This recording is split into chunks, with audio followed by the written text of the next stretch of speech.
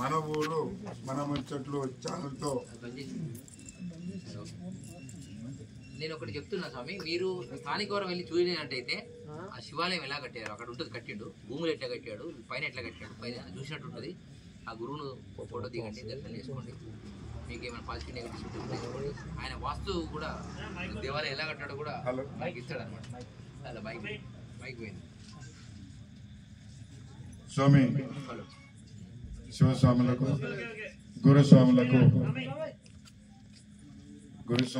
శివస్వాములకు మన పూజలు మన గురూజీ గారిని నేను రిక్వెస్ట్ చేయటం, సరే కొంచెం ఒక్క 2 నిమిషాలు ఆలోచన చేసి మీ ఎమ్మడోత్సవ గురుస్వామి అని నారాయణపురం నుంచి మోటార్ సైకిల్ మీద రావడం కూడా మరి వారికి ధన్యవాదాలు.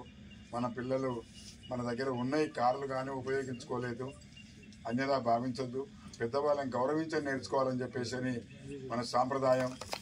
మన ఈ యొక్క దీక్ష ఏ విధంగా జరుగుతుందో మళ్ళీ తిరిగి కూడా మాల విరమణ చేసిన తర్వాత కూడా ఒక సోమవారమా శుక్రవారమా గురుస్వామి చెప్తూనే ఉన్నాడు.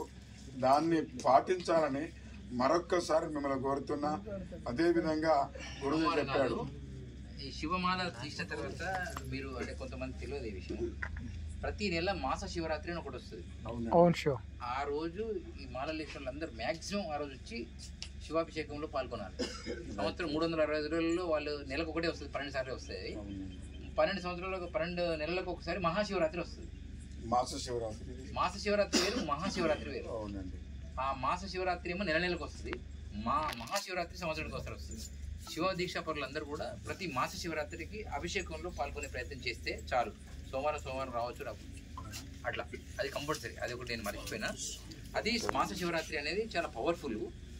అది చాలా ఆ రోజు అంటే ఒక యూనిటీ కోసం అది మెయింటైన్ చేస్తారు అన్నమాట. మొదటి నుంచి కూడా ఏదైనా ప్లాన్ చేయాలంటే మహాశివరాత్రి ప్లాన్ చేయాలంటే మాస శివరాత్రి నాటి చేస్తారు ఎక్కువ మంది ప్లాన్.